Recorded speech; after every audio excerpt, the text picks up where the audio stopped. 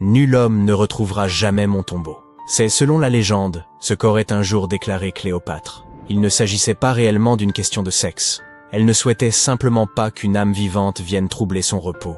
Et je pense qu'elle signifiait par là qu'aucun être humain ne parviendrait jamais à localiser sa tombe. Pourtant, contre toute attente, c'est bien une femme qui s'est approchée plus que quiconque de cet objectif tant convoité. Faites la connaissance de Kathleen Martinez-Berry, une avocate pénaliste dominicaine devenue archéologue. Sa fascination pour Cléopâtre fut telle qu'elle décida de tout quitter pour partir en Égypte, sans le moindre appui officiel ni même l'aval des autorités. Son seul moteur, une détermination inébranlable à retrouver la dernière demeure de la reine. On pourrait dire que Kathleen a toujours eu une longueur d'avance.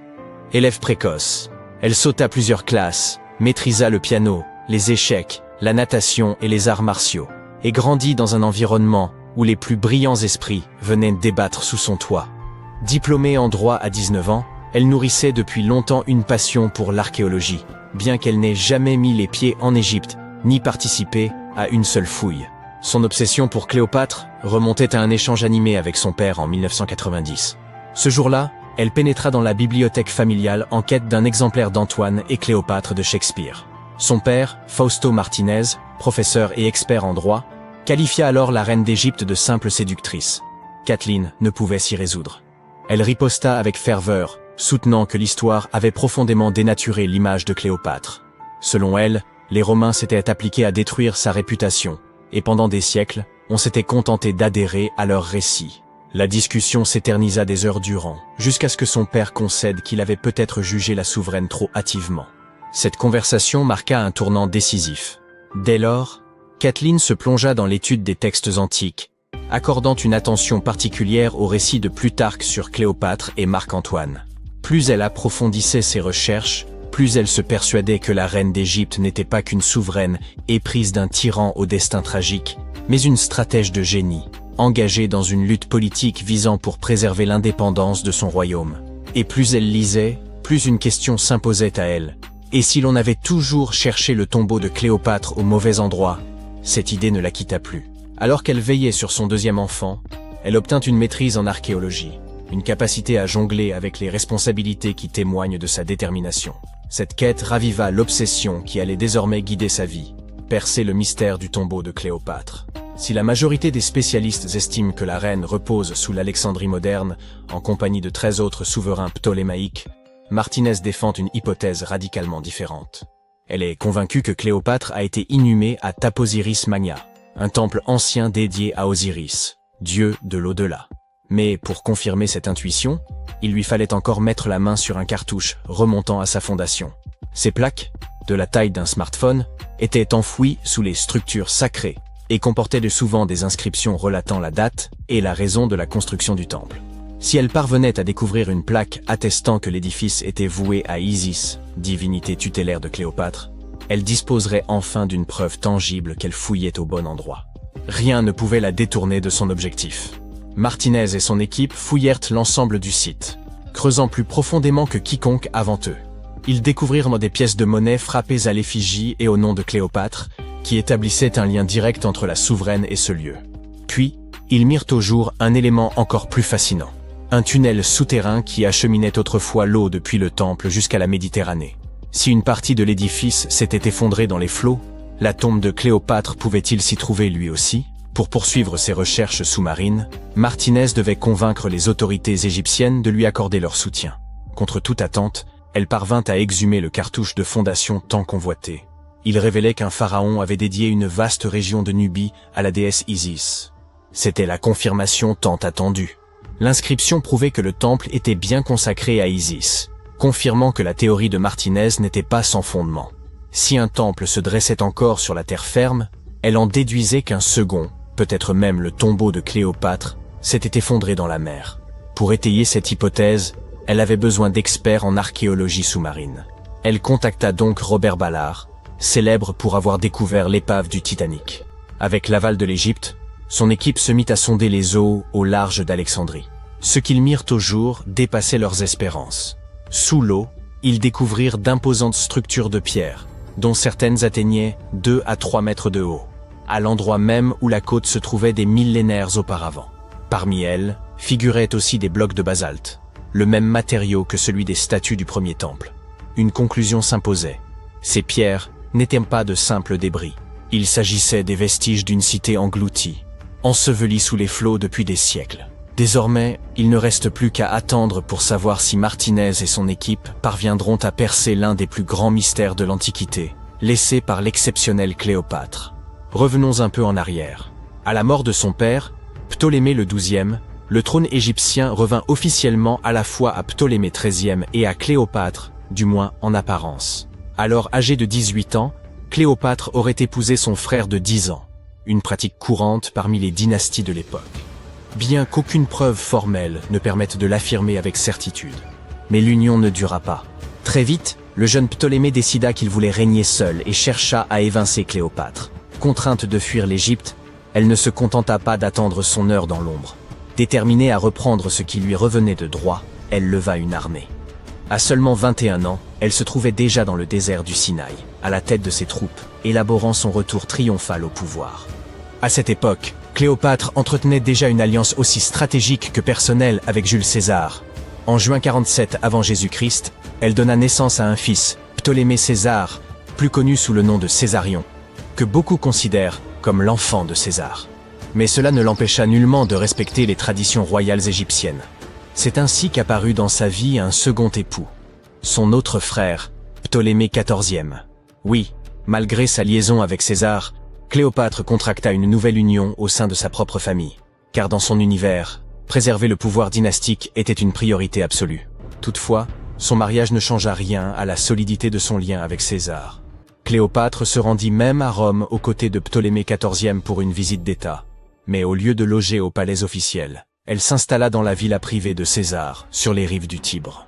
Cependant, en 44 avant Jésus-Christ, aux ides de Mars, l'assassinat de César bouleversa l'équilibre politique et mit en péril la position de Cléopâtre. Comme si cela ne suffisait pas, peu de temps après, Ptolémée XIVe trouva la mort. Certains soupçonnent même que Cléopâtre ait orchestré sa disparition, la laissant seule maîtresse de l'Égypte.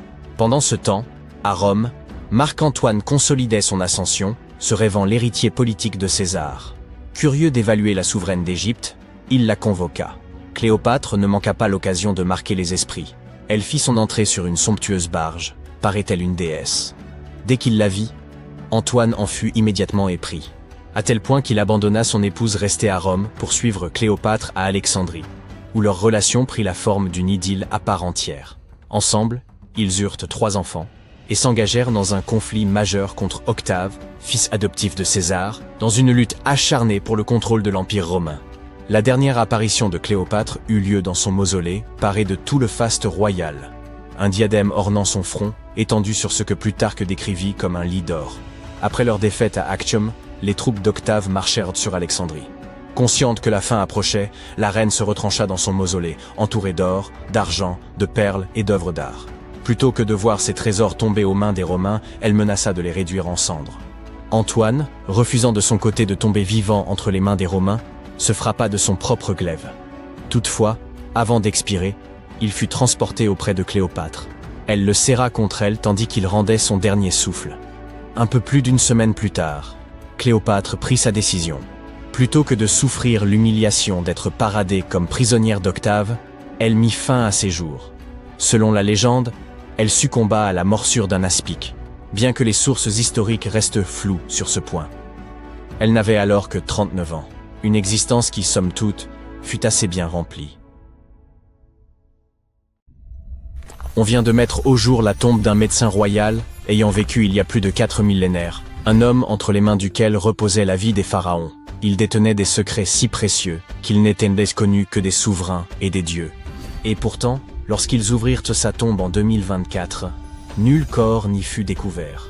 Seules demeuraient des peintures éclatantes, épargnées par les siècles, et d'étranges symboles gravés dans la pierre. Qui était cet homme, et pourquoi fut-il inhumé avec des incantations liées à la déesse Scorpion? Le tombeau reposait profondément enseveli sous les sables de Saqqara. Le médecin se nommait Tétinébéfou. Il vécut il y a environ 4100 ans, durant l'une des périodes les plus énigmatiques de l'histoire égyptienne, la frontière incertaine entre son apogée et son déclin. C'étaient les derniers instants de l'ancien empire égyptien. Le soleil scintillait encore sur les pyramides tout juste achevées, mais déjà les ombres s'allongeaient. Le pharaon Pépi II aurait régné plus longtemps que nul autre avant lui, pendant 90 ans. Or, à l'issue de son règne, le royaume se fissurait, l'autorité centrale se fragilisait, les chefs locaux prenaient de l'ascendant, et les crues du Nil devenaient capricieuses.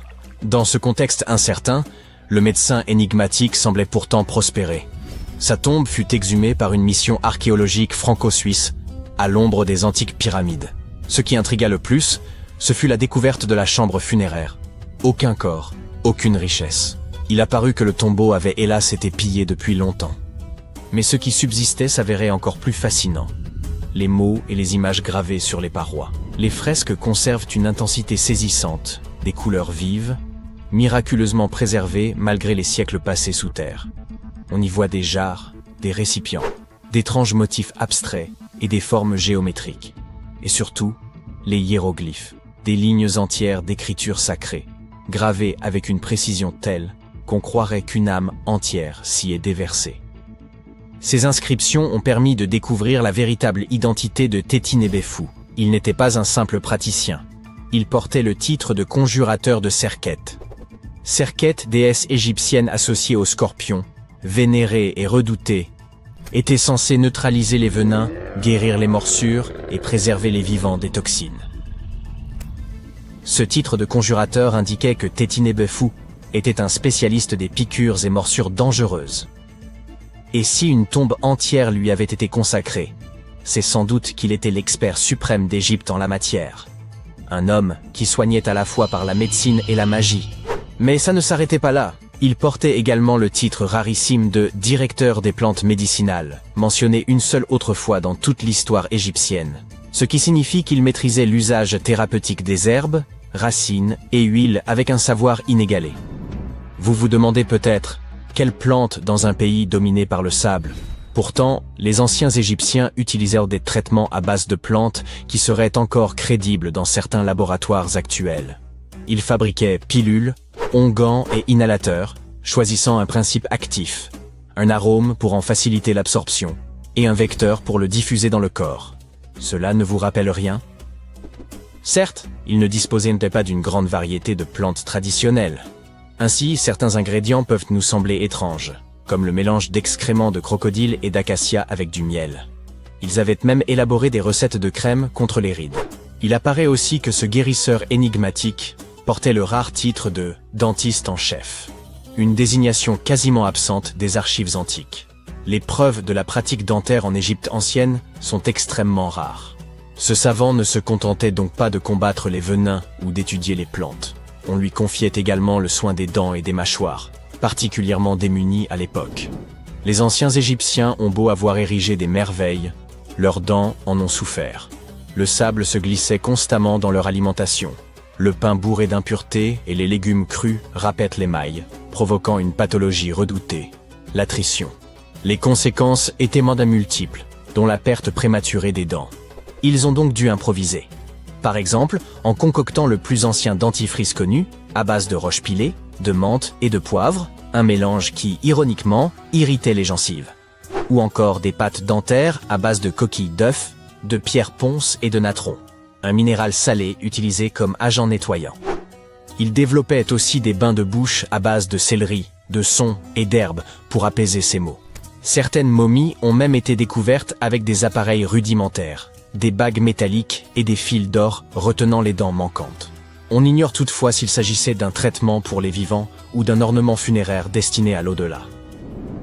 Tétinébéfou maîtrisait donc tous ces domaines. 3 titres rares réunis en un seul homme. À son époque, il devait passer pour un véritable puits de science. Dans un monde sans technologie moderne, il faisait figure de magicien, capable de sauver une vie grâce à une simple feuille ou une banale écorce. C'est pourquoi les archéologues estiment qu'il ne s'agissait pas d'un médecin ordinaire. Il aurait été le médecin royal, celui qui veillait sur la santé du pharaon lui-même. On ignore quel roi il servait, peut-être Pépi en Meu, et qui sait, c'est peut-être à lui qu'il devait son exceptionnelle longévité. Si cela était avéré, Tétinébéfou aurait alors été témoin de l'effondrement de l'ancien empire, observant la fin de l'âge d'or depuis le cœur du palais. Puis il fut enseveli après sa mort, et sa dépouille, dérobée ou perdue avec le temps. Mais l'équipe poursuit l'étude du tombeau, mettant encore au jour les traces de cet homme hors du commun. De manière générale, l'ancienne médecine égyptienne atteignait un niveau étonnamment avancé. Bien des pratiques nous paraissent encore familières aujourd'hui. Ils avaient des hôpitaux, des spécialistes, des interventions chirurgicales et même des écoles de médecine. Hommes et femmes pouvaient devenir médecins. Ils utilisaient divers traitements et pratiquaient la chirurgie avec de vrais instruments. Scalpel, pince, fil de suture. Certains soignaient uniquement les yeux, d'autres les dents, l'estomac ou ce qu'ils nommaient les maladies cachées. Ils nettoyaient et bandaient les plaies, réparaient les os fracturés à l'aide d'attelles en bois ou en roseaux enrobés de lin et savaient éviter les infections. On comptait même des proctologues. Ils ont aussi conçu les premières prothèses, comme un orteil en bois muni de lanières de cuir, permettant à des patients de retrouver une démarche normale. La plus ancienne prothèse connue date de 3000 ans. Mais le plus étonnant, c'est qu'ils ont aussi tenté d'extraire des tumeurs.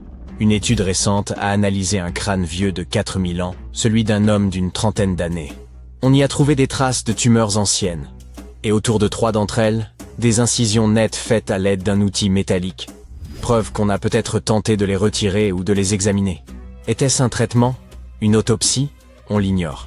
Un autre crâne, celui d'une femme âgée de plus de 50 ans, présentait les mêmes signes, mais aussi des fractures anciennes, parfaitement consolidées. Ce qui laisse penser que ces soins ont sans doute été efficaces. Être guérisseur dans cette société signifiait détenir un pouvoir immense, combinant les rôles de prêtre, de savant et de magicien.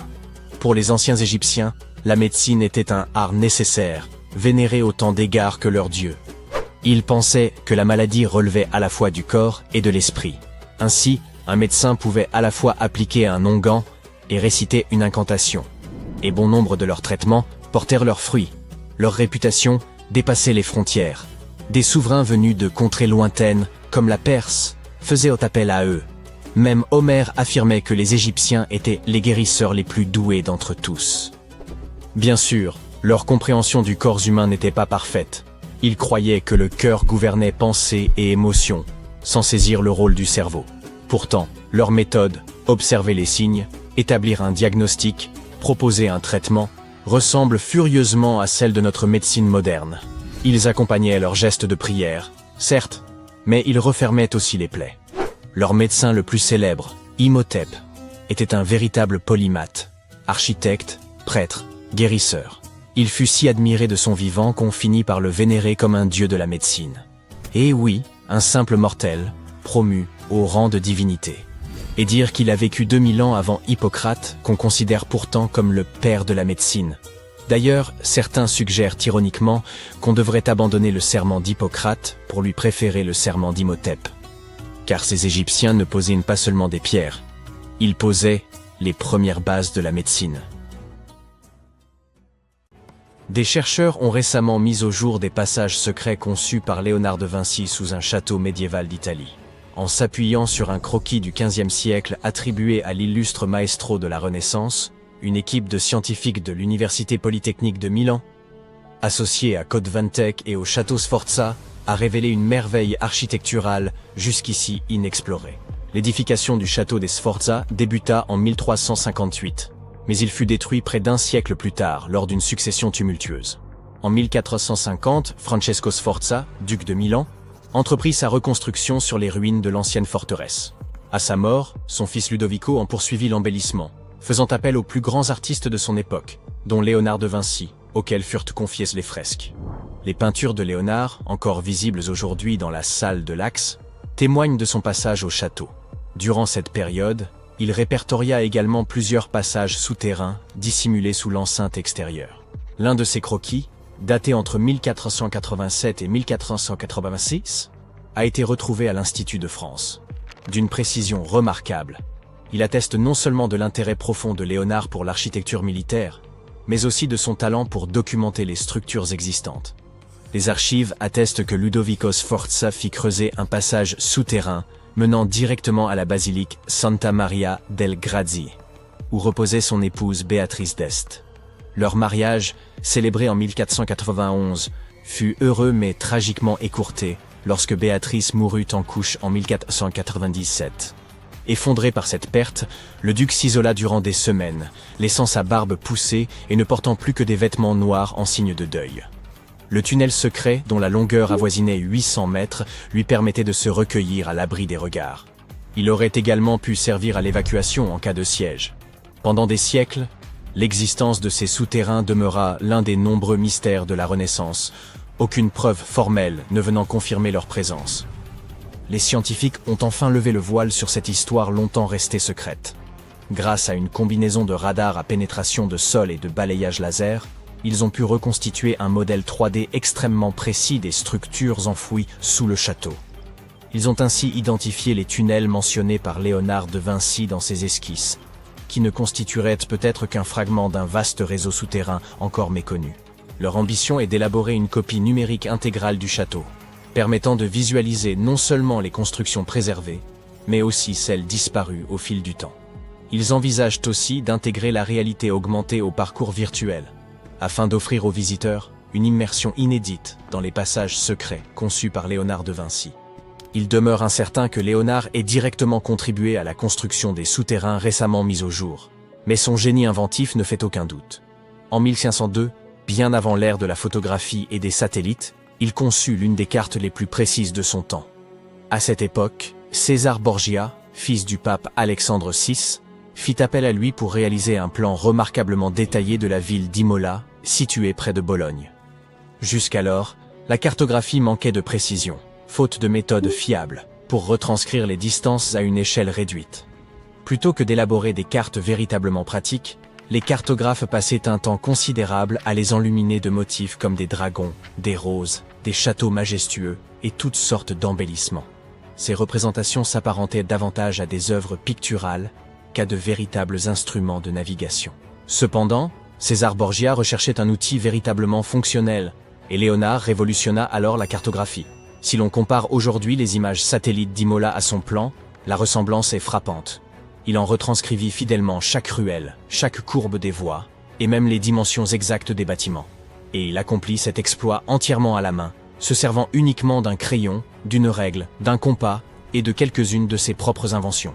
Afin de recueillir toutes les données nécessaires, il arpenta les rues durant des semaines, muni d'un odomètre, une grande roue qui tournait au gré de ses déplacements et mesurait la distance parcourue grâce à un câble. Il s'appuya également sur une boussole magnétique pour déterminer les orientations avec exactitude. Il mit également au point un instrument nommé la bussola, conçu pour mesurer les angles au sein d'un cercle. Grâce à cet outil, il put analyser avec précision l'orientation des rues, la taille des intersections et la distance séparant les habitations des axes principaux. Une fois rentré, il s'appuya sur ses notes et ses calculs pour dessiner une carte à l'échelle, d'une précision remarquable. Dans ses travaux, Léonard utilisa aussi une technique élaborée par l'humaniste florentin Léon Battista Alberti. Ce dernier avait mis au point une méthode permettant d'inscrire une ville entière dans un cercle grâce aux coordonnées polaires. 8 lignes droites, convergeant vers un centre unique, représentaient les principales directions d'une boussole. Léonard appliqua ce système à la cartographie d'Imola, divisant la ville en 8 sections et n'omettant aucun bâtiment, même le plus insignifiant, ce qui fit de sa carte l'une des plus avancées de son époque. L'illustre inventeur nourrissait un rêve ambitieux, concevoir une machine permettant à l'homme de voler. Il observa minutieusement les oiseaux, les chauves-souris et les cerfs-volants afin d'en comprendre le déplacement dans l'air, puis il dessina une machine volante, l'ornithoptère. Selon lui, en imitant ses mouvements naturels, l'être humain pourrait s'élever dans les cieux. Son prototype évoquait l'apparence d'une chauve-souris, avec 2 grandes ailes effilées d'une envergure dépassant les 10 mètres. Pour garantir l'équilibre entre résistance et légèreté, il envisagea d'en fabriquer l'armature en bois de pin et de la recouvrir de soie brute. Le pilote de l'engin devait s'allonger à plat ventre sur une planche en bois située en son centre. L'activation des ailes nécessitait un pédalier relié à un système de tiges et de poulies, tandis qu'une manivelle supplémentaire permettait d'accroître la puissance. Un casque aérodynamique servait également à assurer le contrôle de l'appareil. En synchronisant les mouvements de ses mains et de ses pieds, le pilote aurait pu faire battre et pivoter les ailes, à l'image d'un oiseau en vol. Cependant, un obstacle majeur demeurait. La force humaine ne suffisait pas à générer la portance nécessaire au décollage. Si l'engin avait pu fonctionner une fois en altitude, Il était en revanche impossible pour un individu seul de l'élever du sol. Léonard en avait sans doute conscience, mais son concept influença toutefois la conception des machines volantes imaginées quelques siècles plus tard. Léonard de Vinci fut en avance sur son temps avec nombre de ses inventions, mais son concept d'automate humanoïde se distinguait par son caractère visionnaire. Sous le patronage de la famille Sforza, connue notamment pour la construction des anciens tunnels, il imagina un chevalier mécanique capable de mouvoir ses bras, de pivoter la tête, et même d'ouvrir et fermer la bouche. Sa maîtrise de l'anatomie et des mécanismes du mouvement corporel lui permit de concevoir cette machine singulière. Son fonctionnement reposait sur un système externe de câbles, mis en action par une manivelle et complété par un ensemble d'engrenages internes. Environ 450 ans plus tard, dans les années 1950, les croquis détaillés du chevalier mécanique de Vinci furent redécouverts. Des chercheurs tentèrent alors de recréer ce robot à partir des dessins originaux. En 2002, un roboticien du nom de Mark Rosheim, ayant travaillé pour la NASA et Lockheed Martin, s'inspira de ces notes anciennes pour concevoir un modèle fonctionnel du chevalier mécanique de Vinci. Un autre projet conçu par Léonard pour le duc Sforza était un pont innovant, pensé pour être démontable et facilement transportable. Destiné aux troupes en campagne devant franchir rivières et douves, ce pont était conçu pour pivoter au-dessus de l'eau et se poser sur l'autre rive. Il était équipé de roues et d'un système ingénieux de cordes et poulies, permettant de le monter et de le replier tout aussi vite, pour en assurer la stabilité. Et si je vous disais que les extraterrestres que nous imaginons tous comme de petits hommes verts pourraient en réalité ressembler à des terriens tout à fait normaux et se détendre en Europe? C'est la péninsule ibérique, et les personnes qui y vivent sont sous suspicion. Voici la raison. D'une manière ou d'une autre, des parties des artefacts les plus importants de la civilisation ibérique, appelés trésors de Villena, sont fabriqués à partir de métal qui ne peut tout simplement pas être trouvé sur Terre, car c'est du métal provenant d'une météorite. Abordons cela étape par étape. Voici l'artefact lui-même, trésor de Villena, et il est composé de 59 objets différents. Des bols, des bouteilles et des bracelets. Y a-t-il un motif là, avec tous ces baies? Au total, la découverte pèse environ 9 kg, dont 8 kg sont en or de 23,5 carats. Si vous n'êtes pas un spécialiste du métal, je vais vous éclaircir cela tout de suite. À titre de comparaison, l'or 23K est composé à 95,8% d'or pur, donc l'or 23,5K est encore plus pur. Le pourcentage restant correspond à d'autres métaux qui aident à ajouter de la résistance et de la durabilité à l'alliage précieux. Il y avait aussi de l'argent, du fer et de l'ambre dans cet ensemble. L'artefact aurait pu être assez simple, mais pour ces deux-là, appelons-les imposteurs. Regardez ce bracelet en fer forgé et cette hémisphère creuse. Voyez-vous cela? Ces lignes rouillées sur l'hémisphère et la couleur étrange du bracelet se démarquent vraiment, puisque tout le reste est constitué du plus pur or. Tout a commencé en 1963, lorsqu'un chercheur a remarqué un métal sombre plombé parmi les bols et bouteilles brillants. Le métal était brillant à certains endroits et recouvert d'un oxyde d'apparence ferreuse qui était principalement fissuré. Pour que vous compreniez bien, l'or ne se comporte généralement pas de cette manière. L'or est l'un des métaux les moins réactifs. Il ne se ternit donc même pas, encore moins rouille.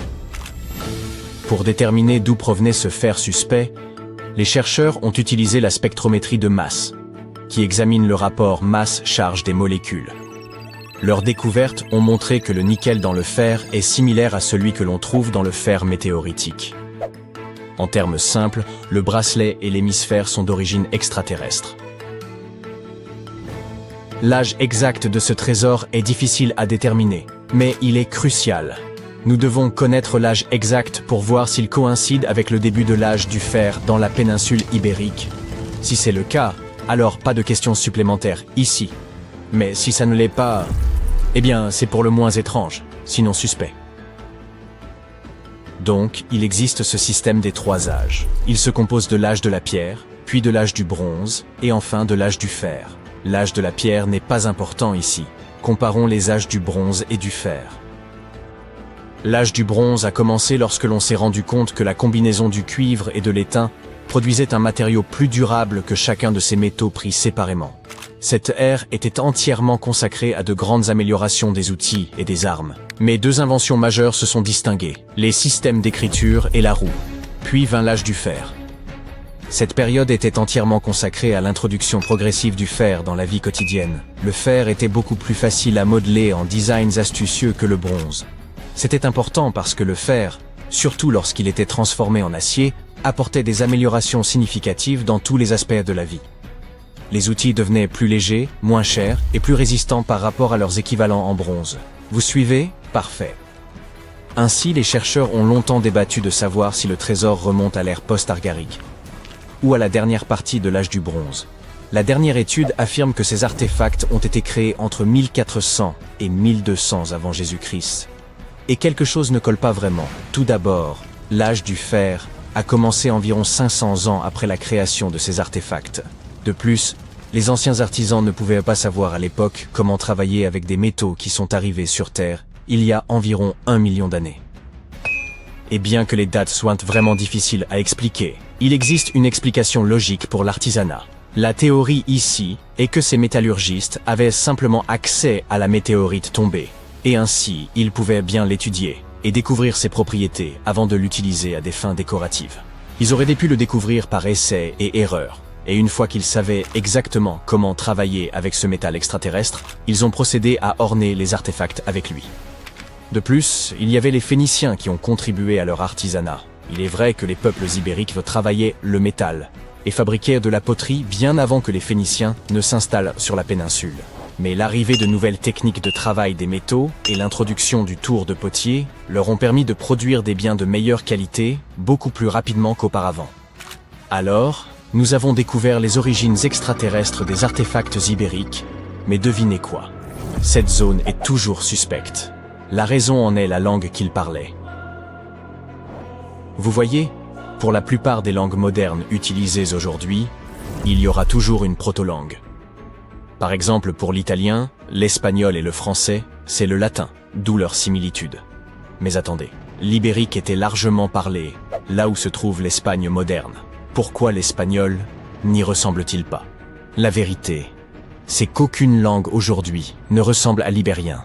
Peut-être seulement le basque, mais c'est en raison de quelques similitudes trouvées dans leur système numéraux. Le basque est classé comme une langue isolée, ou simplement non apparentée à toute autre langue connue, et la seule langue isolée en Europe. La langue ibérienne est non classifiée.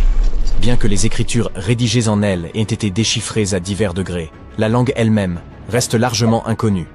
Et regarde l'alphabet qu'avaient les Ibériens, on dirait qu'il n'appartient pas vraiment à notre planète. Oh, attends un peu, celui-ci pourrait être un peu tiré par les cheveux. Quand les Phéniciens sont arrivés sur la péninsule, ils ont apporté leur alphabet pour les Ibères. Mais honnêtement, les Ibères n'étaient probablement pas enclins à simplement copier le système d'écriture de quelqu'un d'autre, alors ils l'ont modifié jusqu'à ce qu'il paraisse complètement différent. Disons juste qu'ils ont pris un peu d'inspiration et s'en sont allés avec. Bien que les linguistes puissent deviner dans une certaine mesure comment la plupart des caractères sonnaient, traduire réellement la langue reste totalement impossible. La langue ibérique était non indo-européenne et a disparu il y a plus de 2000 ans, et il n'y a pas de langue similaire restante pour nous aider. Super frustrant, n'est-ce pas? Nous avons plus de 2000 inscriptions ibériques provenant de tombes, de pièces de monnaie, de poteries, de plaques de plomb, et même de gravures sur les parois des grottes. Mais à part une poignée de mots, nous sommes totalement dans le flou quant à leur signification. Si nous pouvions comprendre leur langue, nous aurions peut-être appris qu'ils étaient de grands penseurs et tout. Mais nous ne pouvons qu'admirer les œuvres d'art qu'ils ont laissées. La culture ibérique regorge de créations étonnantes réalisées par des artisans talentueux. Nous parlons non seulement de métallerie et de céramique, mais aussi de sculptures détaillées, de textiles, de bijoux et d'autres parures personnelles. Mais voici le hic. La fabrication de tous ces articles de luxe dépendait beaucoup d'une grande classe agricole. Au cœur de la société ibérique, la plupart des gens étaient impliqués dans l'agriculture et l'élevage du bétail. Selon l'endroit où vous vous trouviez, les types d'agriculture variaient. Par exemple, au nord, ils étaient entièrement consacrés à la culture des céréales, tandis qu'à Valence, ils se concentrèrent sur la production d'huile d'olive et d'autres aspects agricoles. À l'ouest, l'élevage était le centre d'intérêt. Cependant, nous n'avons pas beaucoup d'informations sur la vie quotidienne des nombreuses personnes effectuant ce travail essentiel. À l'inverse, Nous en savons beaucoup sur la classe supérieure de la société ibérique qui contrôlait ses ressources agricoles et engageait les artisans. Dès le 7e siècle avant notre ère, nous commençons à observer un groupe de princes ibériques qui vivaient une vie de luxe, commerçaient avec les Phéniciens et profitaient d'objets de luxe sophistiqués. Vous pouvez reconnaître cette classe d'élite à travers leurs pratiques funéraires.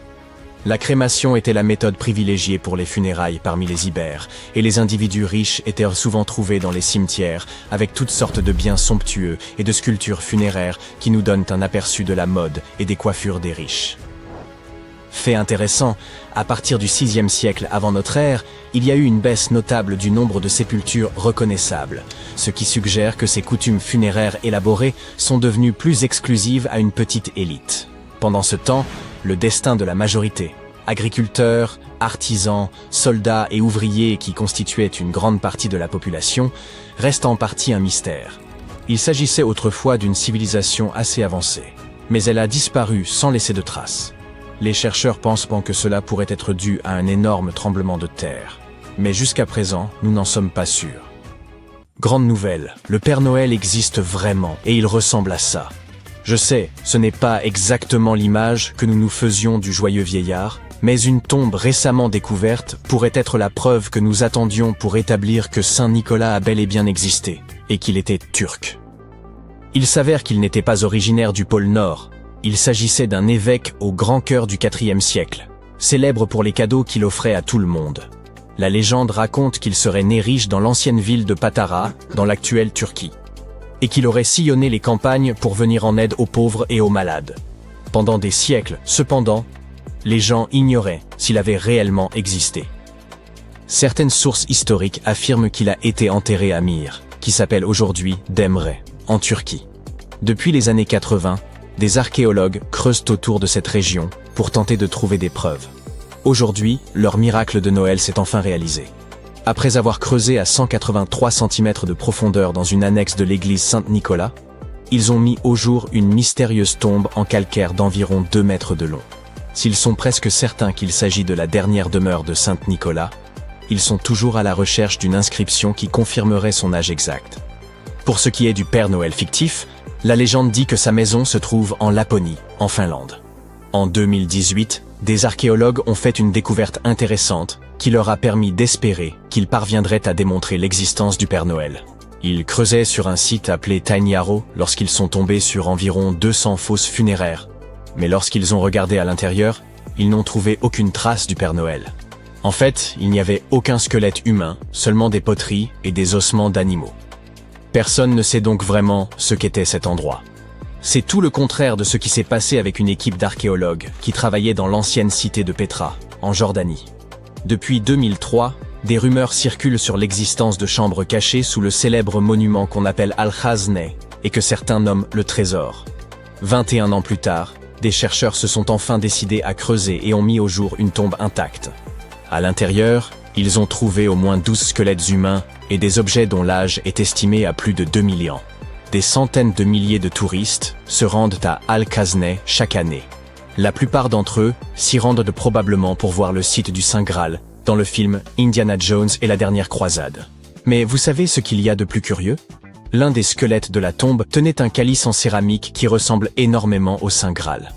Vous vous souvenez probablement de l'incendie dévastateur qui a causé d'énormes dégâts à Notre-Dame de Paris en 2019. L'édifice, construit entre le XIIe et le XIIIe siècle, a dû être restructuré à cause de cet incendie. Mais les archéologues ont vu là une occasion en or de fouiller le site et de découvrir ses secrets cachés. L'équipe n'a été autorisée à creuser qu'à 40 cm sous la surface, mais cela a suffi. Dès qu'ils ont retiré les dalles du sol et dégagé une fine couche de terre, ils ont repéré le sommet d'un cercueil en plomb. Ils ont ensuite découvert des sculptures de calcaire, dont des têtes et des torses grandeur nature. Au total, ils ont mis au jour plus d'1 millier de fragments d'œuvres d'art diverses. Des statues antiques ont été trouvées dans les endroits les plus inattendus, y compris dans un égout. En juillet 2024, des archéologues bulgares examinaient un égout romain dans la cité antique d'Hérakléa Sintika lorsqu'ils ont trouvé une statue en marbre d'Hermès, le messager des dieux grecs, mesurant près de 2 mètres de haut. Cette ville a été complètement dévastée et abandonnée après 2 tremblements de terre, l'un en l'an 388 et l'autre en l'an 425. Mais pour une raison ou pour une autre, ces tremblements de terre n'ont pas détruit cette statue. En fait, sa tête a été retrouvée en excellent état. La découverte d'œuvres d'art anciennes est certes fascinante, mais imaginez que vous tombiez sur une ville entière cachée dans la forêt amazonienne.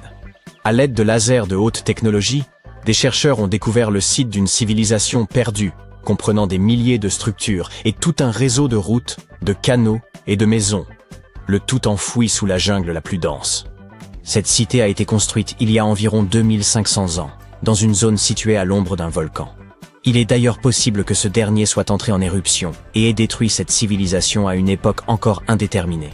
Il est difficile de dire exactement combien de personnes vivaient là, mais les experts estiment qu'elles y sont restées près d'un millier d'années. Cette découverte prouve qu'il y avait d'immenses cités très organisées en plein milieu de l'Amazonie. Un événement similaire s'est produit à Campeche, dans le sud du Mexique. Un archéologue effectuait des recherches sur Internet lorsqu'il a accidentellement découvert une cité maya. Ce site, aujourd'hui appelé Valeriana, était immense, de la taille d'Édimbourg, la capitale de l'Écosse. Elle comptait quelques pyramides, des terrains de sport, des amphithéâtres et des chemins reliant les différents quartiers. Grâce aux images satellites, les archéologues ont mis au jour toute une civilisation inconnue de l'âge du bronze. C'est en consultant des images aériennes qu'ils ont découvert une centaine d'établissements préhistoriques dans la plaine pannonienne, une région qui comprend une partie de l'actuelle Serbie et de la Hongrie. Les gens qui vivaient là sont aujourd'hui connus sous le nom de groupe du site de Tissa, et il semble qu'ils formaient une société assez bien organisée, habile à cultiver des aliments, à chasser et à pêcher. Google Earth a aidé une équipe à découvrir un mystérieux ensemble de 400 portes anciennes en Arabie Saoudite. Ces portes, disséminées dans le désert, auraient été construites il y a plusieurs milliers d'années. Elles sont faites de pierre et disposées en des configurations bizarres qui ont laissé les archéologues perplexes. Elles n'ont pas l'air d'avoir eu une fonction funéraire, ni d'avoir été érigées pour abriter des personnes. Nous n'avons donc toujours aucune idée de ce dont il s'agit. La technologie est en train de bouleverser l'archéologie. Grâce à l'intelligence artificielle et à un concours doté d'un prix d'1 million de dollars, nous avons enfin pu déchiffrer une partie d'un manuscrit ancien, illisible et très endommagé. Les rouleaux d'Herculanum ont été découverts par des ouvriers qui fouillaient la ville antique d'Herculanum, près de Pompéi, en 1752. Mais leur état était tel que, pendant des années, on les a considérés comme indéchiffrables. Heureusement, l'intelligence artificielle a contribué à dévoiler leurs secrets. Sur la base des études réalisées jusqu'à présent, les experts pensent donc que l'un de ces rouleaux a été écrit par un philosophe qui privilégiait les plaisirs, comme la musique et la gastronomie, par rapport à tout le reste. Stonehenge, en Angleterre, est sans aucun doute l'un des lieux les plus mystérieux de la planète. Certaines théories suggèrent même qu'il a été construit par des extraterrestres. Après plus d'un siècle de recherche, les archéologues n'ont toujours pas compris comment il a été conçu. Vous voyez ce grand autel au milieu ? Il s'avère qu'il vient tout droit d'Écosse. C'est assez incroyable, étant donné que ce bloc de grès massif pèse plus de 6 tonnes et que les personnes qui ont construit Stonehenge il y a plus de 4000 ans ne disposaient ni de roues, ni d'outils modernes. Les océans regorgent également d'objets étonnants. En 2013, une mystérieuse épave a été découverte à environ 6 mètres sous l'eau au large des côtes du Kenya. À l'époque, personne ne savait d'où elle venait. Mais aujourd'hui, les chercheurs sont presque sûrs qu'il pourrait s'agir d'un navire de la flotte de Vasco de Gama. Vous savez, le célèbre navigateur portugais, surtout connu pour avoir été le premier à naviguer de l'Europe à l'Inde en contournant le cap de Bonne-Espérance, en Afrique. Si cela se confirme, cette épave pourrait être l'une des plus anciennes épaves européennes retrouvées dans l'océan Indien. Les trésors anciens peuvent prendre de nombreuses formes, y compris celle d'une bouteille. Récemment, des archéologues norvégiens ont découvert un message vieux de 150 ans dans une bouteille lors de l'excavation d'un tumulus viking. Cette bouteille contenait une lettre écrite par Anders Lorange, un archéologue ayant travaillé sur le site dans les années 1800, ainsi que sa carte de visite et quelques pièces de monnaie enveloppées dans du papier. La lettre contient quelques informations sur les fouilles, mais il semble que Lorange se soit trompé sur certains points, par exemple sur le nombre exact de boucliers vikings découverts. À la fin de la lettre, il a ajouté une note personnelle en caractères runiques. « Emagad, ma petite amie. » Cette lettre nous a donc permis de mieux comprendre l'histoire avec un grand H. Vous vous rendez en Espagne avec une équipe d'archéologues, dans l'espoir de mettre au jour d'antiques artefacts. Par chance, vous découvrez l'un des plus grands trésors de l'âge du bronze ibérique. Cette appellation désigne les cultures de cette époque en Espagne et au Portugal. Parmi les objets exhumés figurent des monnaies, des bijoux, des vases, ainsi que 2 pièces singulières. L'une évoque un fragment de sceptre, l'autre ressemble à un bracelet. Leur étrangeté? Elles semblent liées à l'espace. En 1963, à quelques kilomètres de la ville de Villena, en Espagne, des scientifiques mirent au jour le trésor de Villena, l'un des plus importants dépôts d'or de l'âge du bronze. Fait curieux, existe-t-il des trésors de bronze datant de l'âge d'or? Qu'importe. L'or découvert a été daté entre 1500 et 1200 avant notre ère.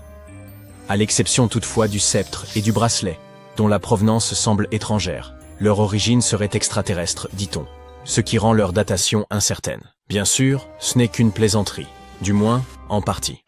Lorsque les chercheurs examinèrent les objets, ils constatèrent que ces 2 pièces étaient faites non d'or, mais de fer. Et alors, pourriez-vous penser? Le problème, c'est qu'à l'âge du bronze, on ne savait ni exploiter ni forger ce métal. La maîtrise du fer n'est apparue qu'environ 4 à 7 siècles plus tard, vers 850 avant notre ère. Alors, comment expliquer leur existence? Un indice troublant de ce mystère a été découvert en Égypte ancienne. Dans la tombe de Toutankhamon reposait un poignard en fer, présentant des caractéristiques semblables. Mais cet objet était bien plus précieux que les autres, car il avait été fabriqué à partir d'un matériau céleste, une météorite. De fait, le bracelet et le sceptre sont eux aussi composés de fer météoritique. Ce type de métal se distingue par une teneur élevée en nickel, absente dans le fer terrestre. Tout cela devient cohérent. Les peuples de l'âge du bronze ne pouvaient pas extraire le fer des profondeurs. Mais rien ne les empêchait de récupérer celui tombé du ciel. Imaginez l'émotion de posséder des bijoux ou une dague confectionnée à partir d'un matériau ayant voyagé durant des millions d'années dans les immensités de l'espace. Peut-être renferme-t-il même des particules d'une étoile ancienne aujourd'hui éteinte. À ce jour, ces 2 artefacts issus du trésor de Villena constituent les plus anciens objets en fer météoritique recensés sur la péninsule ibérique. Maintenant que chaque pièce est à sa place, vous pouvez admirer l'ensemble des richesses composant le trésor de Villena. Ce dernier comprend 66 objets, bols, bracelets, flacons, bijoux en or, 3 flacons d'argent ainsi qu'un bouton en or ambré. Près de 10 kilos d'or ancien soigneusement dissimulé, dont la découverte ne fut possible qu'après 3 millénaires. Ce rêve pour tout archéologue est exposé au musée de Villena, où sont présentés des vestiges couvrant plusieurs époques, allant de la préhistoire, il y a environ 50 000 ans, jusqu'à l'époque contemporaine. Vous y trouverez des objets issus des cultures ibériques, romaines et arabes. On y observe non seulement bijoux et monnaies, mais aussi les vestiges de colonnes, céramiques et autres artefacts architecturaux. Cette collection figure parmi les plus importantes en matière de trésors préhistoriques en Europe. Et le plus remarquable est que l'accès à cet ensemble exceptionnel ne coûte que 2 € environ. Rendez-vous à Villena, découvrez donc ce musée, et imprégnez-vous de son histoire. Hé l'ami, on m'a dit que vous possédiez un détecteur de métaux. Pourriez-vous m'aider à retrouver ce marteau que j'ai perdu dans mon champ? Vous demande un vieux fermier. Vous prenez votre appareil et entamez les recherches. Mais au lieu d'un marteau, vous déterrez des centaines, voire des milliers de pièces d'argent estimées à environ 2 millions d'euros. Vous vous réjouissez que le fermier ait égaré son marteau, car vous voilà riche. Mais stop, sachant que ce terrain lui appartient, lui révéleriez-vous votre trouvaille ou la garderiez-vous pour vous? En réalité, aucune de ces éventualités ne s'est produite. En 1992, Eric Lowes aidait un agriculteur à retrouver un marteau perdu dans un champ proche de Oxon, dans le Suffolk en Angleterre. Son détecteur de métaux révéla un trésor caché d'une ampleur considérable. Cuillères en argent, bijoux en or, plus de 500 pièces d'or et quelques 14 000 pièces d'argent. Par hasard, Eric Lowes mit au jour la plus vaste collection d'or et d'argent de la fin de l'époque romaine, jamais découverte en Grande-Bretagne. Hélas, ou par chance peut-être, ni lui ni l'agriculteur ne reçurent la moindre part de ce trésor, désormais conservé au British Museum. Quittons à présent le champ de ce fermier pour rejoindre la côte méditerranéenne. Imaginez que vous soyez plongeur sous-marin. Après une violente tempête la veille, l'eau est désormais calme, et vous vous immergez pour découvrir un fond marin recouvert de dinars en or. Ce fait s'est produit en 2015. Ces pièces, charriées sur la rive par la tempête, pourraient avoir été frappées bien avant le début de la première croisade en 1096. Cette collection figure parmi les découvertes archéologiques les plus remarquables à l'échelle mondiale. De telles richesses peuvent aisément troubler l'esprit de leurs découvreurs, mais elles finissent toujours dans un musée. Et c'est une bonne chose, car une fortune de cette ampleur pourrait aisément rendre fou. Un détecteur de métaux et une combinaison de plongée ont permis la découverte de trésors anciens. Mais quelle sera la prochaine étape? Pourquoi pas un chien? En effet, cet animal pourrait bien être un excellent substitut au détecteur de métaux. Ainsi, en 2013, 2 personnes promenaient leurs chiens sur leur propriété, dans le nord de la Californie, lorsqu'ils tombèrent sur une boîte rouillée remplie de pièces datées de 1847 à 1894. Près de 1500 pièces d'or se trouvèrent à l'intérieur. Le ticket pour un avenir riche et insouciant? Pas cette fois. La découverte suscita une vive controverse parmi les experts. Une théorie avançait que ces pièces auraient été volées à la monnaie des États-Unis. Toutefois, celle-ci démentit fermement cette hypothèse, affirmant n'avoir jamais possédé un tel or dans ses réserves. Reste à comprendre pourquoi quelqu'un aurait pris le risque de dissimuler un tel trésor dans la propriété d'un tiers. Un voleur a risqué sa liberté, peut-être même sa vie, pour s'enrichir. Une fois son but atteint, il se contenta de cacher le magot, comme s'il n'avait jamais existé. Une affaire pour le moins étrange. Monnaie, bijoux, objets provenant de météorites, tout cela est remarquable. Mais achevons cette vidéo avec un récit grandiose. Des archéologues, engagés dans des recherches au large des côtes égyptiennes, découvrirent un trésor insoupçonné au sein d'un temple et d'un sanctuaire submergé. Malgré l'assaut des vagues, les tremblements de terre et l'eau salée, cette découverte majeure avait été maintenue dans un état remarquable. Ce temple, édifié il y a plusieurs siècles, s'effondra au milieu du second siècle avant notre ère. Il s'agissait d'une structure capitale de l'Égypte ancienne, considérée comme sacrée par la population. Les pharaons s'y rendaient pour implorer l'aide de leurs dieux et afin de sacraliser leur règne au moyen de titres grandioses, tels que roi de l'univers. Pour beaucoup, ce lieu représentait le cœur même de notre monde, et il repose désormais, oublié, au fond de la mer, presque en ruine. Le temps ne fait grâce à rien, Les chercheurs ont établi que ce temple faisait autrefois partie intégrante d'une cité portuaire antique. Un tremblement de terre dévastateur survenu il y a fort longtemps anéantit la ville.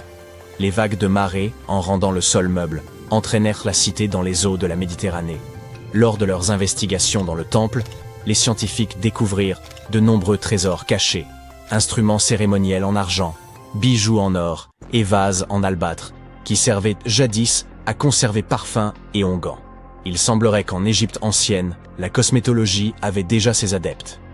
À proximité du temple, les archéologues mirent au jour un sanctuaire grec. Il semble que les marchands grecs visitant les côtes égyptiennes souhaitaient rendre hommage à Aphrodite, et pour cela bâtirent un modeste édifice en son honneur. Dans ce lieu furent exhumés des objets en bronze et en céramique issus de diverses cultures. Les chercheurs ont également découvert que les Grecs jouissaient de l'autorisation de commercer dans cette cité égyptienne et pouvaient même y établir leur résidence. Les pharaons, vers 600 avant notre ère, se montraient apparemment favorables à leur égard. Vous connaissez Stonehenge sans aucun doute. Ces gigantesques blocs de pierre, mystérieusement érigés en cercle sur une plaine anglaise par on ne sait qui. Mais si le Stonehenge d'Angleterre n'était en réalité qu'une imitation d'un monument plus ancien, et si ces bâtisseurs avaient simplement traversé l'Atlantique pour reproduire ce qu'un autre peuple avait déjà accompli ailleurs.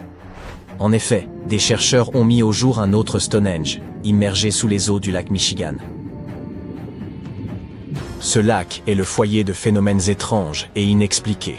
On y recense de nombreuses disparitions, des crashs aériens, et désormais ceci, un antique monument submergé, qui ressemble étrangement à Stonehenge. Il nous était impossible de rester indifférents, nous devions explorer cette histoire en profondeur. Un cercle de pierre monumentale, agencé d'une manière étrangement familière. 2 anneaux y étaient visibles, un cercle externe, un autre interne, reposant à 12 mètres sous la surface. Mais il ne s'agissait pas d'un simple tas de pierres. Elles avaient été disposées là de manière délibérée, par la main de l'homme. En poussant plus loin, les chercheurs ont réalisé qu'ils contemplaient une structure vieille de plus de 9000 ans. Songez-y un instant. Ce Stonehenge, englouti dans le lac Michigan, précède les pyramides d'Égypte. Il est même antérieur au Stonehenge britannique, d'environ 4 millénaires. Ces révélations suffisaient déjà a stupéfié les chercheurs de l'Université de Northwestern Michigan. Mais cela, avant même qu'ils ne fassent une découverte encore plus étonnante. L'une des pierres présentait une gravure, un pétroglyphe discret mais net, représentant un mastodonte. Ces créatures, proches cousines de nos éléphants, ont disparu de la surface de la Terre il y a 10 000 ans. Par conséquent, ceux qui ont érigé ce Stonehenge subaquatique vivaient nécessairement à la même époque que ces animaux disparus. Cette découverte a suscité de nombreuses interrogations au sein de la communauté scientifique. Après tout, pourquoi aurait-on entrepris de disposer ces blocs de pierre au fond d'un lac? Pour commencer, les chercheurs estiment qu'à cette époque, le lac Michigan contenait beaucoup moins d'eau qu'aujourd'hui. Ensuite, il se pourrait que ce dispositif soit lié à des pratiques rituelles ancestrales des peuples autochtones. Un professeur de l'Université du Michigan a proposé une hypothèse intrigante. Selon lui, ces pierres auraient constitué une sorte de piège de chasse préhistorique. Il avance que les premiers chasseurs utilisaient cette formation circulaire comme un couloir de guidage, afin de canaliser de grands animaux, tels que les mastodontes évoqués dans les gravures rupestres, vers une enceinte plus restreinte, où ils devenaient plus faciles à abattre. Toutefois, cette théorie ne fait pas l'unanimité. D'autres estiment que ce cercle avait sans doute une signification plus spirituelle et symbolique. Pour les tribus locales, comme les Anishinaabe, les pierres ne sont pas de simples éléments minéraux. Elles sont des entités vivantes, porteuses d'une énergie sacrée, et incarnent un lien profond entre la terre et tous les êtres vivants. Un ancien de cette communauté a même déclaré que ces pierres étaient sacrées, disposées là par leurs ancêtres pour rendre hommage à la terre et aux créatures qu'elle abrite.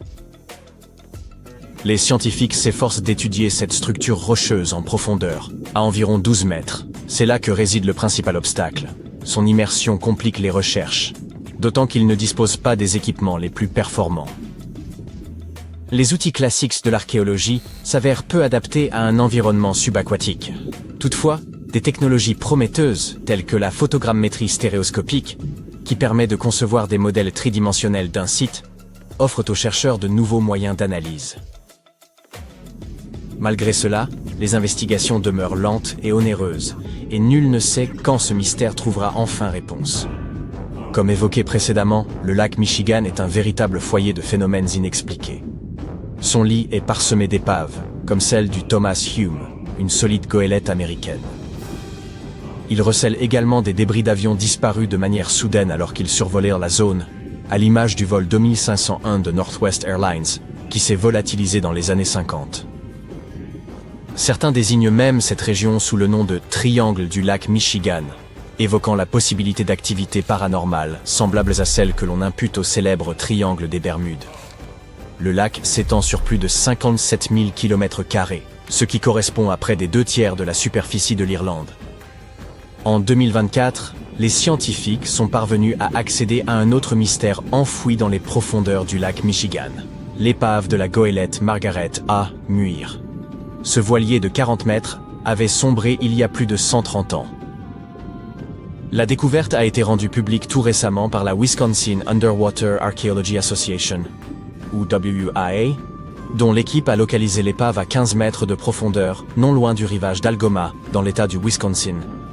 Construite en 1872, le Margaret A. Muir était une goélette à 3 mâts, conçue pour acheminer des cargaisons lourdes à travers les grands lacs. Son dernier voyage avait débuté comme une simple traversée de routine. Chargée de sel en vrac, elle avait quitté Bay City, dans le Michigan, à destination de South Chicago, dans l'Illinois. Mais le 30 septembre 1893, le périple a tourné au drame. Alors que le Muir approchait la ville d'Annapé, aujourd'hui connue sous le nom d'Algoma, une violente tempête s'est brusquement levée. Le navire a rapidement commencé à prendre l'eau. Le capitaine a donné l'ordre à son équipage de l'abandonner et, heureusement, tous ont réussi à regagner la rive sains et saufs. Durant plus d'un siècle, l'épave est demeurée intacte au fond du lac, son emplacement demeurant inconnu.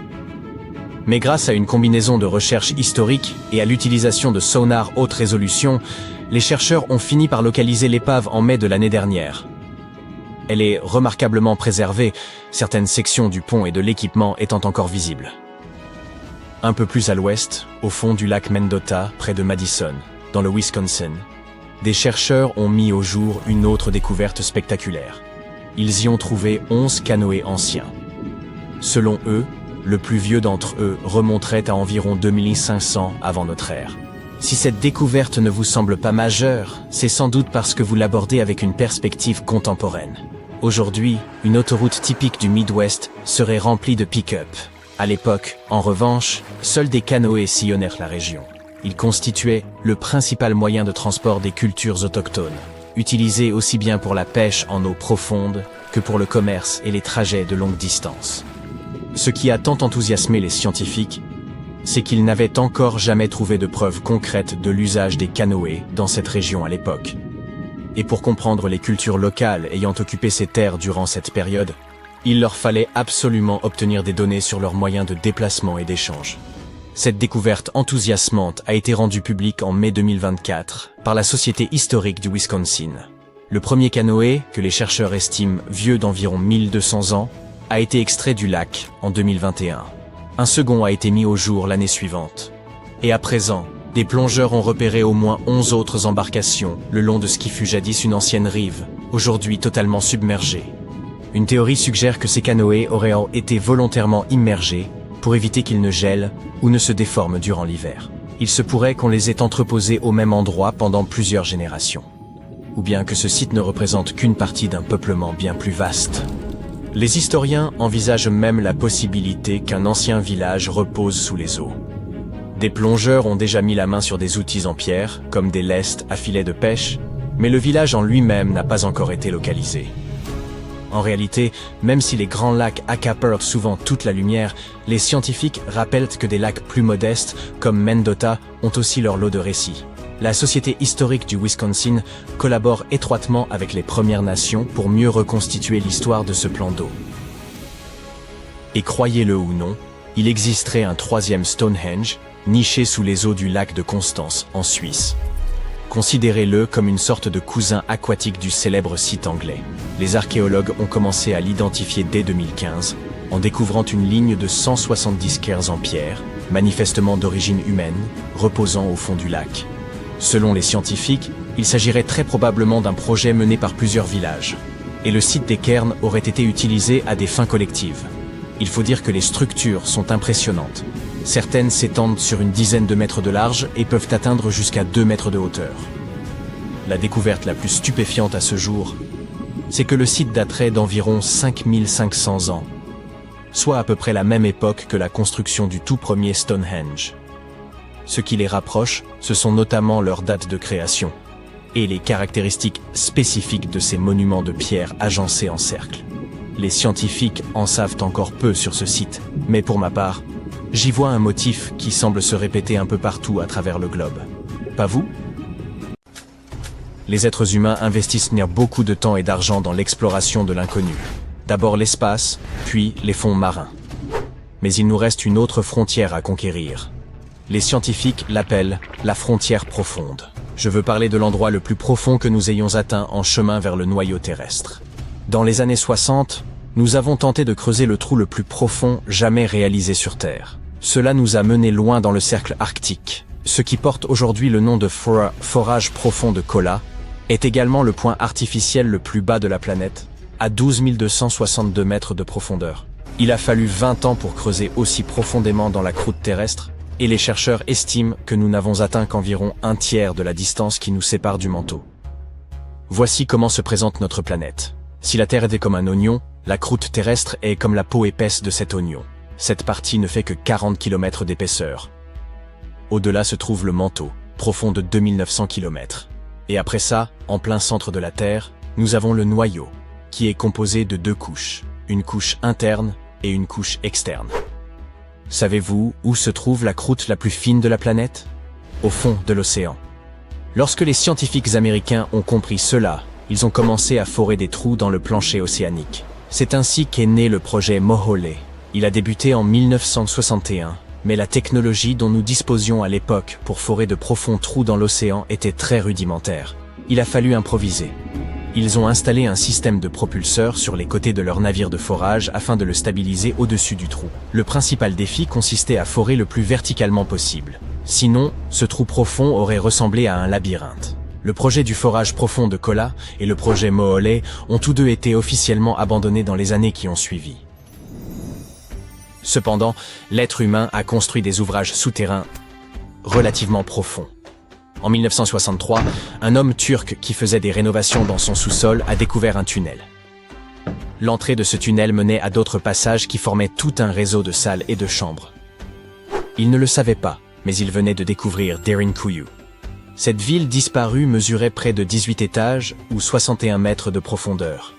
Elle était suffisamment grande pour accueillir 20 000 personnes et se trouvait tout simplement sous la Cappadoce, en Turquie. La Cappadoce abrite des centaines d'habitations souterraines. 40 de ces villes souterraines ont au moins 2 étages. Cependant, aucune n'est aussi grande que Derinkuyu. Il n'existe pas beaucoup de récits historiques sur les origines de Derinkuyu. Certains pensent que la partie la plus ancienne du complexe a été creusée vers 2000 avant J.C. par les Hittites. Les Hittites étaient une civilisation indo-européenne. Ils furent l'une des premières grandes civilisations de l'âge du bronze en Asie occidentale. Les chercheurs pensent qu'ils ont construit cette ville souterraine pour se protéger des invasions. D'autres pensent que ce sont en fait les chrétiens qui ont construit cette ville au cours des premiers siècles de notre ère. Selon eux, elle aurait été construite pour protéger les habitants des variations de température extrêmes, chaleur intense en été et froid glacial en hiver. D'un point de vue géologique, le terrain sous la Cappadoce est idéal pour la construction. Les roches sont tendres, ce qui facilite le forage de tunnels. Pour cette même raison, les grandes cavités souterraines sont fragiles. C'est pourquoi la plupart des salles sont soutenues par des piliers. Heureusement, aucun des sols de Derinkuyu ne s'est jamais effondré. Les bâtisseurs de Derinkuyu avaient tout prévu. La ville était isolée du monde par d'énormes rochers qui dissimulaient son entrée. Elle était ventilée par plus de 15 000 puits d'aération d'environ 10 cm de large. Cela garantissait une ventilation suffisante dans les niveaux supérieurs, qui finirent par être utilisés comme pièces à vivre et chambres à coucher. Les niveaux inférieurs de cet impressionnant labyrinthe servaient principalement à l'entreposage. Mais à vrai dire, rien ne manquait. Une salle pour un pressoir à vin, pour les animaux domestiques, de petits édifices religieux. Ils n'ont certainement pas ménagé leurs efforts pour rendre cette ville souterraine aussi complète qu'une ville construite à la surface. En parlant d'ouvrages souterrains impressionnants, la Suisse possède le plus long tunnel du monde. Il se trouve dans le massif du Saint-Gothard. Ce tunnel d'une taille impressionnante a été construit à plus de 2440 mètres sous la surface. Voici à quoi ressemble le tunnel du Saint-Gothard. L'idée de sa construction fut avancée dès 1947. Mais les travaux ne commencèrent officiellement qu'en 1999. Il a fallu des années pour approuver le projet, puis trouver l'emplacement idéal. Malgré cela, les 73 types de roches différents qui composent le massif ont fait de cette construction un véritable défi. Certaines roches étaient aussi dures que du granit, d'autres aussi tendres que du grès. Il a donc fallu adopter différentes approches et utiliser différents équipements pour que l'ensemble ne s'effondre pas. Au total, environ 28 millions de tonnes de roches ont dû être excavées pour permettre l'aménagement du tunnel. Un chantier à une telle profondeur souterraine a posé de nombreux défis. Plus les ouvriers s'enfoncèrent dans la montagne, plus la température augmentait. En l'absence de ventilation naturelle, la température pouvait grimper jusqu'à 46 degrés Celsius, rendant les conditions de travail très difficiles. Le tunnel s'étend sur 56 km d'un bout à l'autre. Pendant la construction, il a fallu utiliser 4 énormes tunneliers, également appelés taupes, pour percer le massif. Chacune de ces taupes mesurait environ 426 mètres de long. Mais c'était l'une des meilleures solutions, car ces machines limitent les perturbations du sol environnant et permettent d'obtenir des parois lisses. Saviez-vous que le sous-sol le plus profond du monde se trouve sous l'Opéra de Sydney, en Australie? Le bâtiment s'enfonce autant sous terre qu'il s'élève au-dessus du sol. Mais ce sous-sol ne sert pas uniquement de fondation à l'Opéra. Il s'agit en fait d'un parking. Ce parking unique s'enfonce à 36 mètres sous terre, soit 12 étages de profondeur, alors que les parkings ne comptent généralement que 4 ou 5 étages. Mais ce n'est pas tout ce qui le rend unique. En effet, s'ils avaient décidé de construire un parking rectangulaire classique, ils auraient perdu une multitude de places de stationnement. Comme ils souhaitaient optimiser l'espace disponible, ils ont dû imaginer une structure exceptionnelle. Tout d'abord, ils ont creusé une caverne artificielle pour rendre ce rêve possible. Ensuite, ils ont dû concevoir un plan. C'est ainsi qu'est née l'idée d'un sous-sol en forme de beignet, ou ce que les ingénieurs appellent une double hélice. Cette conception a surpris la communauté des ingénieurs par son approche innovante. Cependant, cela a fonctionné. Aujourd'hui, il y a de la place pour plus d'1 millier de voitures, ce qui semble tout à fait approprié pour un opéra. Étonnons-nous encore une fois. Il faut jusqu'à 1 heure pour atteindre certaines structures souterraines. Prenons l'exemple de la mine d'or de Mponeng, en Afrique du Sud, située à environ 4 km sous la surface. Vous vous dites, sans doute, il ne s'agit que de 4 petits kilomètres, pourquoi faut-il 1 heure pour y arriver? Mais les conditions y sont extrêmement difficiles. Pourtant, Milan Ludena, un coureur équatorien, a réussi à courir un semi-marathon dans ces conditions, malgré une température de 40 degrés Celsius, un taux d'humidité de 80% et une pression atmosphérique de 1,4. C'est la pression que l'on ressent à 5 mètres sous la mer. Incroyable. Il y a 66 millions d'années, peut-être au mois de septembre, un énorme astéroïde a percuté la Terre, semant le chaos et la dévastation. Les conséquences tragiques de cette collision terrifiante ont entraîné l'extinction des dinosaures. Oui, je veux parler de l'astéroïde de Chicxulub qui a laissé un énorme cratère au Mexique et a changé la vie sur Terre pour toujours. Aujourd'hui, il s'avère que ce n'est pas la seule roche cosmique à avoir frappé notre planète à cette époque. Les scientifiques viennent de confirmer l'existence d'un autre astéroïde. Ce deuxième astéroïde n'était pas aussi gros que Chicxulub, mais il a tout de même eu un sacré impact. Il s'est écrasé au large des côtes de l'Afrique de l'Ouest, s'enfonçant dans l'océan et laissant derrière lui un cratère, le cratère Nadir. Et croyez-moi, ses effets sont loin d'avoir été insignifiants. L'impact a été si puissant qu'il a déclenché un véritable tsunami. Ces vagues se sont dressées à plus de 790 mètres de hauteur, soit presque la taille de Burj Khalifa, la plus haute structure jamais construite par l'homme. Mais comment en sommes-nous arrivés à la conclusion qu'il y avait eu un deuxième impact? Wisdin Nicholson, de l'université Heriot-Watt, a repéré le cratère Nadir en 2022. Le docteur Nicholson examinait des images à haute résolution du plancher océanique lorsqu'il a remarqué une énorme dépression de 9 km de large, sous près de 305 mètres d'eau. Il a pensé qu'il pouvait s'agir d'un cratère d'impact d'astéroïdes, mais à l'époque, les preuves dont il disposait n'étaient pas suffisamment solides. Aujourd'hui, les scientifiques ont confirmé qu'il s'agissait bien d'un cratère.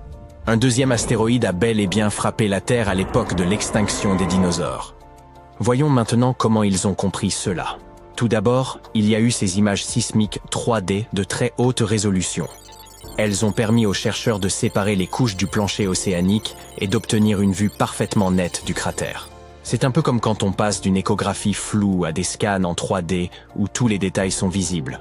Leurs conclusions ont confirmé que le cratère avait été créé par un astéroïde d'une largeur comprise entre 457 et 500 mètres. L'impact a été si intense qu'il a produit un pic central, formé des crêtes autour du cratère et même endommagé une zone périphérique de plusieurs milliers de kilomètres. À l'aide de ces images très détaillées, les scientifiques ont réussi à reconstituer ce qui s'est passé juste après que l'astéroïde a heurté la surface de notre planète. Il a d'abord percuté l'océan, créant un premier cratère en forme de cuvette. Au fur et à mesure que l'onde de choc s'est propagée, les fonds marins ont été si violemment secoués qu'il y a eu plusieurs glissements de terrain. Les sédiments meubles entourant le cratère se sont effondrés vers l'intérieur, créant un rebord bien visible. Comme vous le savez déjà, l'impact a également déclenché un tsunami dont la puissance a été telle que les vagues ne se sont pas contentées de s'étendre vers l'extérieur, mais se sont retournées vers le cratère, laissant d'énormes cicatrices sur le fond océanique. Et il ne s'agissait pas d'une seule grande vague. Non, il y en a eu toute une série, une succession de tsunamis détruisant tout sur leur passage. Ce deuxième impact d'astéroïde est un événement majeur pour les scientifiques. C'est une occasion rare pour eux d'étudier un cratère d'impact marin dans ses moindres détails. Il n'existe qu'une vingtaine de cratères marins confirmés dans le monde, et aucun d'entre eux n'a été observé avec une telle précision. En outre, ces données permettent aux scientifiques de tester de nouvelles idées sur la formation des cratères en milieu aquatique. Contrairement aux cratères terrestres, les cratères marins sont cachés sous des couches de sédiments, ce qui les rend difficiles à étudier. Mais grâce à cette nouvelle imagerie en 3D, nous pouvons observer le cratère sur toutes ses couches. C'est comme si l'on coupait un gâteau pour voir de quoi il est fait. Le docteur Nicholson et son équipe rêvent maintenant de réaliser des forages dans le cratère afin de prélever des échantillons dans les profondeurs du plancher océanique. Cela leur permettrait de mesurer la pression de choc lors de l'impact et de comprendre ce qui s'est passé dans les minutes, les heures et les jours qui ont suivi la collision. Bien entendu, l'astéroïde de Chicxulub reste la vedette de l'extinction des dinosaures. Ce voyageur de l'espace était gigantesque. Il mesurait entre 10 et 14 km de large. Il a heurté la Terre sous un angle dévastateur, projetant des roches et des gaz vaporisés dans l'atmosphère. Il a provoqué un hiver d'impact qui a duré 15 ans, car tous ces éléments ont bloqué le Soleil et plongé la Terre dans l'obscurité. Le plus intrigant, c'est que certains experts pensent que l'astéroïde Nadir pourrait en fait être un fragment de Chicxulub qui se serait détaché avant que ce dernier ne percute la Terre. Ce n'est encore qu'une théorie, mais si c'est vrai, cela pourrait signifier que notre planète a été victime d'un impact double en provenance de l'espace. Remontons maintenant dans le temps, jusqu'en 1908 et en Sibérie. Regardez autour de vous, vous ne voyez rien d'autre que des arbres et des rivières. Et soudain, un énorme objet, d'un diamètre de 45 à 90 mètres, traverse l'atmosphère terrestre. Est-ce une comète? Un astéroïde? Les scientifiques n'en sont pas sûrs. Ce dont ils sont sûrs, c'est que cet intrus a explosé dans le ciel de la Tunguska, provoquant l'une des plus puissantes explosions de l'histoire. Il a complètement rasé la forêt en contrebas, abattant 80 millions d'arbres sur une superficie d'environ 2150 km². C'est une superficie supérieure à celle de villes comme Los Angeles ou New York. Les arbres ont été littéralement aplatis et leurs troncs dépouillés de leurs branches. Autour de l'épicentre, ils formaient un étrange motif radial. Et si cette explosion s'était produite au-dessus d'une ville? Tous les bâtiments auraient été détruits et d'innombrables vies auraient été perdues. Heureusement, cette catastrophe s'est produite dans une région très reculée de la Sibérie. Mais le plus effrayant, lorsque les scientifiques sont finalement arrivés dans la région des années plus tard, ils n'ont trouvé aucun cratère d'impact. Il n'est donc pas étonnant que le mystère reste entier. L'explication la plus logique est que lorsque l'objet a explosé dans le ciel, probablement à une distance de 5 à 10 km au-dessus des terres, il s'est désintégré avant de toucher le sol, ce qui n'a pas empêché l'explosion de raser une forêt entière. En 2013, un autre événement époustouflant s'est produit, cette fois au-dessus d'une zone beaucoup plus peuplée, la ville de Tcheliabinsk. C'est par une matinée ordinaire de février qu'un astéroïde d'environ 18 mètres de diamètre est entré dans l'atmosphère terrestre, illuminant le ciel. Il se déplaçait à une vitesse avoisinant les 70 000 km/h. Il a explosé en plein vol, à environ 29 km au-dessus de la ville. Le spectacle était terrifiant, mais heureusement, l'astéroïde s'est désintégré suffisamment haut dans l'atmosphère et n'a pas touché le sol. S'il l'avait fait, la ville aurait eu de très gros problèmes.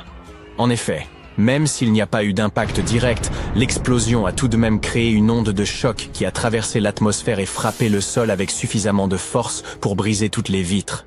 L'explosion a endommagé environ 7200 bâtiments, mais par chance, il n'y a pas eu de victimes directes. Il n'en reste pas moins que cette explosion a été un véritable signal d'alarme. Il ne s'agissait pas d'un événement cosmique lointain comme celui de la Tunguska. Cet astéroïde a explosé au-dessus d'une zone moderne et peuplée, et les dégâts sont bien réels. La bonne nouvelle, les scientifiques parviennent de mieux en mieux à repérer ces objets avant qu'ils ne s'approchent ni trop près. Les agences spatiales du monde entier, comme la NASA, suivent à la trace les objets géocroiseurs afin de déterminer ceux qui pourraient présenter un risque.